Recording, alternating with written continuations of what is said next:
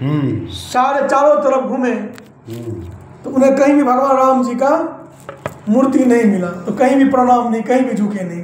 तो एक लोग कहते हैं कि भगवान कृष्ण को प्रणाम कर लीजिए, वही राम। कहते नहीं, हम भगवान कृष्ण को नहीं प्रणाम, हमको बंसी वाले से नहीं हम प्रेम है, हमको धनुष वाले से कहते हैं तुलसी माताऊं तब नीचे जब धनुष बांध लियो हाथ।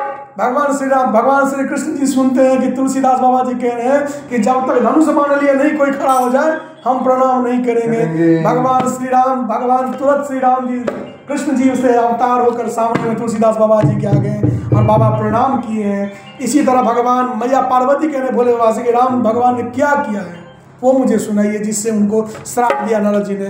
बोले बिहसी महेश तब ज्ञान मूढ़ ना कोई, जही जस रघुपति करही सब तो तस तही छन हो। यानी कि कोई नहीं ज्ञानी है ना कोई मूर्ख है। भगवान श्री राम जी जिसको जब चाहे ज्ञानी बना दे, जब चाहे तब उन्हें मूर्ख बना दे। सबका हिसाब रखते हैं। हाँ, कयो राम गुण गाथा भारद्वाज सादर सुनहु।